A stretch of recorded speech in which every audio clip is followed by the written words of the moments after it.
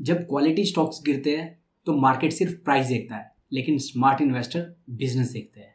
हाल फिलहाल में मार्केट में जो करेक्शन आई थी उसमें कुछ ऐसे स्टॉक भी है जो अभी भी रिकवर नहीं कर पाए हैं, और हाल फिलहाल में उनके जब रिजल्ट आए हैं तो रिजल्ट में दिख रहा है कि लॉन्ग टर्म उनका काफ़ी इंटरेस्टिंग अभी भी लग रहा है। सिर्फ ये जो शॉर्ट टर्म पेन है वो कुछ लिमिटेड रीजंस की वजह से है। वो रीज़न आज की वीडियो में मैं डिस्कस करूंगा और 4 स्टॉक आप लोगों से डिस्कस करने वाला हूं। तो स्टार्ट करते हैं वीडियो।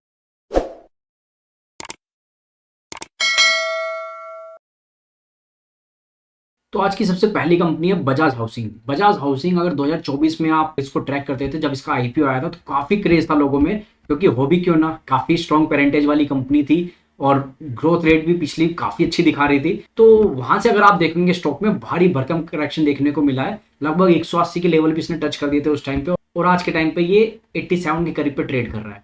तो अब ऐसा इसमें क्या हुआ बिजनेस में जो मार्केट की रिकवरी में बिल्कुल भी इसने पार्टिसिपेट नहीं किया? तो उसका आंसर आपको मिलेगा कंपनी की एक दो कॉन कॉल से। लास्ट दो कॉन कॉल भी अगर आप देख लेंगे तो उसमें आपको क्लियर कट आइडिया हो जाएगा कि बिजनेस में चल क्या रहा है, और ये जो चल रहा है ये सब टेम्परेरी है। ये सबसे बड़ा पॉइंट आ जाता है। अब मैं एक इंटरेस्टिंग बात आपको दिखाता हूं। अगर आप देखोगे उस टाइम पे इसका जो प्राइस टू बुक वैल्यू चल रहा था वो लगभग 6.5 का चल रहा था जब ये अपने पीक पे था, और वहां से करेक्शन होते होते लगभग ये 3.2 के करीब अभी के टाइम पे आ चुका है। तो इतनी सीवियर करेक्शन इसमें देखने को मिले हैं। फंडामेंटल काफी स्ट्रॉन्ग है, वहां पर कोई दिक्कत नहीं आती। पेरेंटेज काफी स्ट्रॉन्ग है, कंटिन्यूस ग्रोथ के नंबर आ रहे हैं। ऐसा नहीं है कि कंपनी की नेगेटिव टॉप लाइन ग्रोथ हो रही है। ग्रोथ आप देखेंगे अभी भी 15-20% के करीब कंपनी लगातार ग्रो कर रही है क्वार्टर ऑन क्वार्टर बेसिस पे। और प्रॉफिटेबिलिटी में भी ऐसा सच इशू नहीं है। अभी भी लेटेस्ट जो क्वार्टरली रिजल्ट्स आए वहां पर भी 14% का ईयर ऑन ईयर प्रॉफिट में देखने को मिला है। अभी लेटेस्ट रिजल्ट्स जब Q4 के आए तो मैनेजमेंट ने कॉल किया, उसमें कुछ इनसाइट शेयर किया। वहां से आपको आइडिया लगेगा कि बिजनेस में हो क्या रहा है। तो ये ऐसी जो इंटरेस्टिंग कंपनियों की कॉल होती है मैं अपने टेलीग्राम चैनल पर डाल देता हूँ। उसका लिंक आपको कमेंट सेक्शन में पिन कमेंट पे मिल जाएगा, या फिर आप डिस्क्रिप्शन में से भी टेलीग्राम को फॉलो कर सकते हैं, या फिर इन्वेस्ट टू सर्च करेंगे तो आपको टेलीग्राम दिख जाएगा। तो बजाज हाउसिंग की कॉल में मैनेजमेंट ने क्लियर बोला कि हमारा एईएम तो अभी भी 23% से ईयर ऑन ईयर जंप कर रहा है। लगभग 1,40,000 करोड़ के करीब एईएम इनका हो चुका है, लेकिन दिक्कत आ रही है मार्जिन में। अब मार्जिन में प्रेशर देखने को मिल रहा है, और इसका सिर्फ एक बड़ा रीजन है जो पीएसयू बैंक्स है वो काफी अग्रेसिव हो गए हैं। और पीएसयू बैंक्स एग्रेसिव होने के कारण पिछले 2-3 क्वार्टर से इनको दिक्कत क्या आ रही है, जो इनके एग्जिस्टिंग लोन्स है वहां पर बैलेंस ट्रांसफर और प्री पेमेंट की जो केसेस है वो बढ़ रहे हैं। लगभग 10 से 12% के करीब वो लगातार पिछले 2 क्वार्टर से कंपनी के चल रहे हैं। तो ये बड़ा दिक्कत है। यहाँ कंपटीशन इनको आ रहा है पीएसयू बैंक से जो काफी एग्रेसिव है, और ये जो रेट कट अभी रिसेंट में हुआ था उसके चलते बहुत ही एग्रेसिव रेट के ऑफर्स लोन पे अपने दे रहे हैं। हालांकि कंपनी बोल रही है कि हम धीरे धीरे अपना नॉन होम लोन में मिक्स चेंज कर रहे हैं, तो काफी कुछ कंपनी कर रही है। कंपनी अभी भी काफी अपने आप को कम्पिटेटिव बता रही है, तो ट्रैक रिकॉर्ड भी काफी अच्छा है कंपनी का, एज सच वहां से दिक्कत आती नहीं है। लेकिन एक और बात जो काफी खास है, जो इसमें इतनी करेक्शन के बाद रिकवरी नहीं आ रही, उसका एक रीजन ये भी है। अगर आप फ्लोट देखोगे तो ऑलमोस्ट सारा ही फ्लोट प्रोमोटर्स के पास है। एफआईआई और डीआईज की होल्डिंग को आप मिला भी दोगे तब भी ये नंबर 2.5% से ऊपर भी नहीं जाता। नंबर ऑफ शेयर होल्डर देखोगे 23 लाख शेयर होल्डर इसमें अभी बजाज हाउसिंग को होल्ड करते हैं। तो वहां से बहुत ज्यादा फ्लक्चुएशन देखने को मिल रहा है। खरीदारी बिकवाली रिटेल जो ही कर रहा है, तो वहां से स्टॉक टिक नहीं पा रहा। तो ये एक दिक्कत हो रही है जो कंपनी को थोड़ा सा करंट में जो इसके लिए टफ एनवायरनमेंट चल रहा है। रियल स्टेट की डिमांड बहुत वैसी बूम नहीं कर रही है, और जो पीएसयू से इसको टफ कंपटीशन मिल रहा है वो इसको प्राइस को ऊपर बढ़ने नहीं दे रहा। लेकिन क्या ये आप खुद ही बताओ, क्या ये रीजन परमानेंट है? नहीं। जैसे ही साइकिल मूव करेगा वैसे ही इसकी ग्रोथ आने लगेगी। और कंपनी अभी भी कह रही है कि हमें अपने 3-4 साल बढ़िया दिख रहे हैं, हमें ग्रोथ रेट में हम अभी भी अच्छा खासा ग्रो कर सकते हैं। बढ़ते अपनी अगली कंपनी की ओर। तो अगली कंपनी भी रिटेल फेवरेट स्टॉक है सीडीएसएल। अब आप कहोगे इसमें कुछ नया नहीं है, ये तो सीडीएसएल है, ये तो चलती कहानी है, फाइनेंशियलाइजेशन चलता रहेगा। लेकिन हाल फिलहाल में इसने भी कोई भी रिकवरी में पार्टिसिपेट नहीं किया। रिसेंटली जो 1800 का इसने हाई बनाया था वहां से अच्छा खासा करेक्ट होकर ये चुपचाप बैठा हुआ है, जबकि ब्रोकिंग स्टॉक्स को आप देखोगे वो लगातार ऑल टाइम हाई लगा रहे हैं। लेकिन सीडीएसएल के साथ ऐसा क्या दिक्कत हो रही है कि क्या क्या की पॉइंट्स मैनेजमेंट ने हाईलाइट किए? सबसे पहले तो मैनेजमेंट ने बोला कि हमारे मार्जिन पीक हो गए हैं। जो 62% के मार्जिन कंपनी लेती थी, अब वो मार्जिन कंपनी कह रही है कि हम उतने मार्जिन अब नहीं पहुंच पाएंगे, जस्ट बिकॉज कंपनी कह रही है कि हमें ज्यादा से ज्यादा खर्चा करना है टेक्नोलॉजी पे, अपने सिस्टम को साइबर अटैक से सिक्योर करना है, कंपिटिटिव बनाना है। तो पूरा टेक पे जो इतना खर्चा टेक प्लेटफॉर्म पे ये कर रहे हैं, तो उसके चलते मैनेजमेंट कह रहा है कि ये कोई सिक्लिकल खर्चा नहीं है, ये लगातार एक स्ट्रक्चरल खर्चा है जो आता रहेगा। हाल फिलहाल में अगर नंबर ऑफ डीमेट अकाउंट देखेंगे तो 18 करोड़ के डीमेट अकाउंट हो गए और मार्केट शेयर भी काफी स्ट्रॉन्ग है सीडीएसएल का, लगभग 80% का मार्केट शेयर। और इंक्रीमेंटल जो भी नए डीमेट अकाउंट खुल रहे हैं 85 to 90% वो सीडीएसएल के ही खुल रहे हैं। लेकिन पिछले एक क्वार्टर में दिक्कत क्या हुई कि जो आईपीओ थे वो कम हो गए। आपने भी देखा बहुत ज्यादा आईपीओ नहीं आए पिछले क्वार्टर में, और कॉर्पोरेट एक्शन भी कम हो गया। तो जो इनका आईपीओ बिजनेस है वो काफी हाई मार्जिन बिजनेस है, वहां से इनके मार्जिन कम हुए।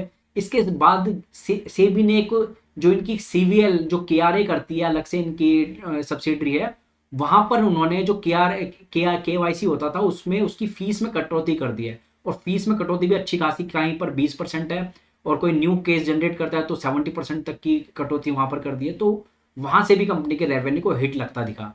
और लास्टली क्योंकि क्लोजिंग 31 मार्च की थी, तो जो भी कंपनी के अदर इनकम आती थी, ट्रेजरी से जो इनकम आती थी, मार्क टू मार्केट लॉस लेना पड़ा। तो ट्रेजरी से भी अदर इनकम एकदम डिप कर गई यहाँ पर। तो जो थोड़ा सपोर्ट रहता था जब मार्केट अच्छी चलती है तो ट्रेजरी इनकम भी अच्छा था। जो ट्रेजरी इनकम होता क्या है, जो कंपनी के पास कैश रिजर्व्स होता है, कैश कंपनी अपना इन्वेस्ट करती है कहीं पर, उससे जो इनकम जनरेट होती है। अब ऐसे में अगर कंपनी ने इक्विटी में कहीं इन्वेस्ट किया हुआ है और मार्क टू मार्केट लॉस आ रहा है, भले उन्होंने बेचा ना हो लेकिन मार्क टू मार्केट लॉस उनको दिखाना पड़ता है अकाउंटिंग स्टैंड प्रैक्टिसेस के अकॉर्डिंग। तो 31 मार्च तक मार्केट एकदम बॉटम में था, तो मोस्ट ऑफ द कंपनीज ने mark to market treasury loss इस क्वार्टर में दिया ही दिया है। तो वो भी एक बड़ा रीजन था कि इनकी अदर इनकम को भी हिट लगती दिखी। इसलिए आप देखो कि टॉप लाइन तो अच्छी खासी ग्रो करी है लेकिन प्रॉफिट में डिप देखने को मिला है। लेकिन यहाँ पर पॉजिटिव बात ये है, अभी लेटेस्ट ही कॉल आज ही मैंने इसकी शेयर की है कॉल समरी।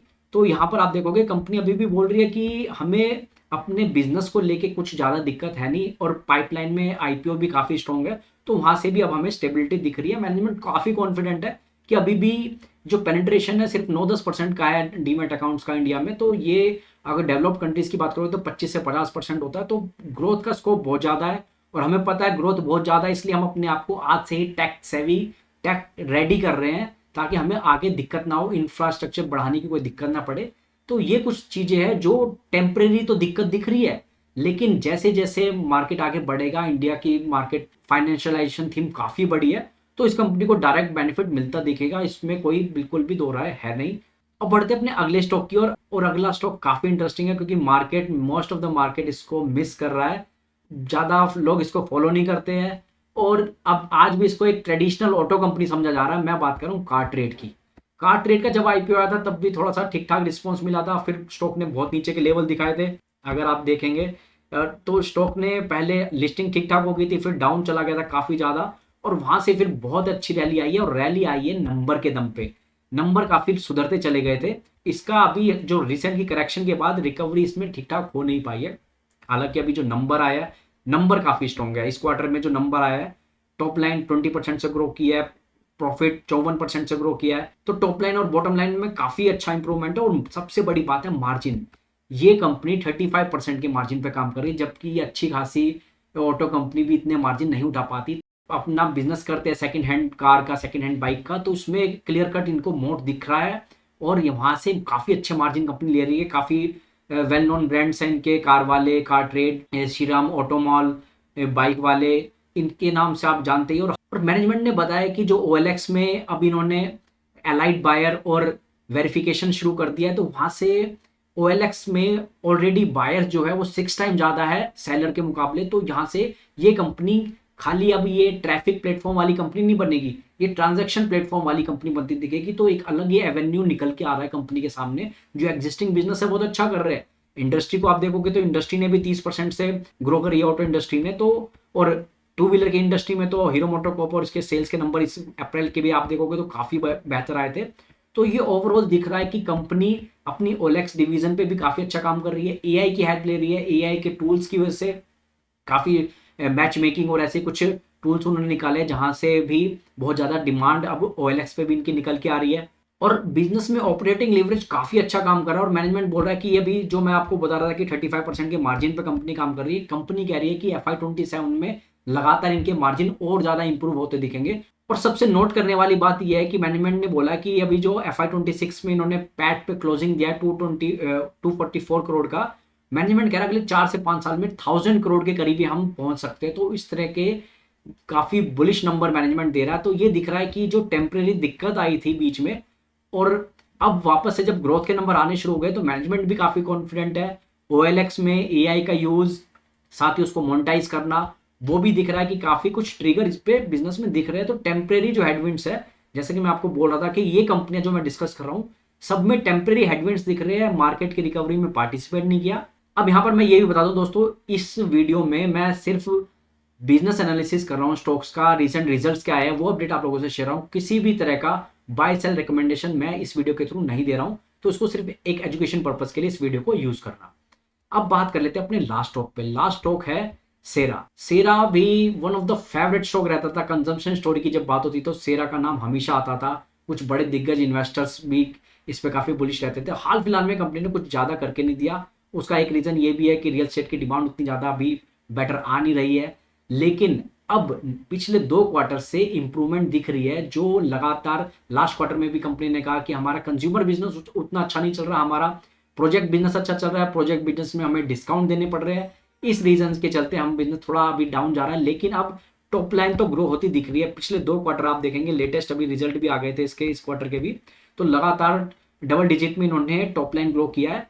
मार्जिन पे थोड़ा सा प्रेशर है, और मार्जिन पे कंपनी ने बोला भी अपनी स्टेटमेंट में, मार्जिन में कंपनी ने कहा है कि स्पेशली जो ब्रास का प्राइस है वहां पर थोड़ा सा एलिवेटेड लेवल चल रहा है, और ये टेम्परेरी है। जैसे ये जो जियोपॉलिटिकल टेंशन चल रही है इसके चलते फ्लक्चुएशन थोड़ा सा भी रह सकता है, लेकिन बाद में यहाँ पर रिकवरी काफी स्ट्रॉन्ग आ सकती है।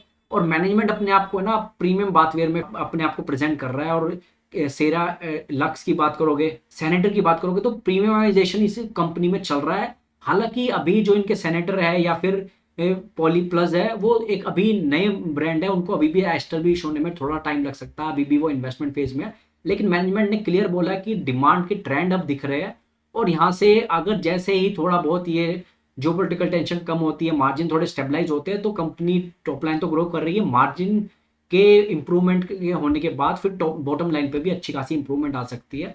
तो यहाँ पर भी आपको रिकवरी देखने को मिल सकती है आने वाले टाइम में। तो ये टेम्परेरी हेडविंड इस कंपनी में भी चल रहा है। जो कंपनी काफी स्ट्रॉन्ग है, अभी छोटी कंपनी है, 7-8 हजार करोड़ का मार्केट कैप है, पी मल्टीपल आप देखोगे काफी, बाकी सारे फंडामेंटल काफी स्ट्रॉन्ग है, ROC भी 20% के करीब का है, और डेट भी कंपनी पे उतना है नहीं, बैलेंस शीट काफी स्ट्रॉन्ग है अभी भी। तो जब बैलेंस शीट कंपनी की स्ट्रॉन्ग होती है तो वहां से एक कंफर्ट रहता है कि ये जो डाउन साइकिल चल रही है इसमें इसको दिक्कत ज्यादा होगी नहीं, क्योंकि अगर डाउन साइकिल है और डेट भी बहुत ज्यादा है तो फिर इंटरेस्ट कॉस्ट मार देती है। तो वो आप लोगों को आइडिया ही है कि कैसे बिजनेस, छोटे बिजनेस खासतौर पर फंस जाते हैं अगर उन्होंने ज्यादा डेट लिया हुआ है। तो ये चारों कंपनियां थी जो मुझे आप लोगों से डिस्कस करनी थी, जिनके हाल फिलहाल में रिजल्ट आए थे, और इनमें कुछ ना कुछ ऐसा मैनेजमेंट ने अपनी कॉन कॉल में, अपनी प्रेजेंटेशन में शेयर किया था जो मुझे लगा आप लोगों से बताना चाहिए। तो इसमें से कौन सा बिजनेस आपको ज़्यादा बेटर लग रहा है मुझे कमेंट सेक्शन में जरूर बताइए। और जो हमारी कॉन कॉल की समरीज मैं शेयर कर रहा हूँ, बहुत डिफरेंट कॉन कॉल की समरी आपको यहाँ पर मिल जाएगी। तो यहाँ से आप टेलीग्राम से हमें फॉलो कर सकते हैं और समरीज को आप रीड कर सकते हैं। जस्ट 2 मिनट रीड पे आपको अच्छी खासी समरी मिल जाएगी कंपनी की। तो दोस्तों आज की वीडियो में इतना ही। वीडियो को लाइक कर देना अगर आपको वीडियो अच्छी लगी। ऐसे ही इंटरेस्टिंग स्टॉक आइडियाज़ पे हम वीडियो बनाते रहते हैं। साथ में अगर आप हमारी रिकमेंडेशन सर्विस से जुड़ना चाहते हैं तो लिंक डिस्क्रिप्शन मिल जाएगा, और फ्री ऑफ कॉस्ट हमें ज्वाइन करना चाहते हैं तो हमारी कम्युनिटी है व्हाट्सएप चैनल पे, टेलीग्राम चैनल पे, वहाँ पर हमें ज्वाइन कर सकते हैं। Thank you so much.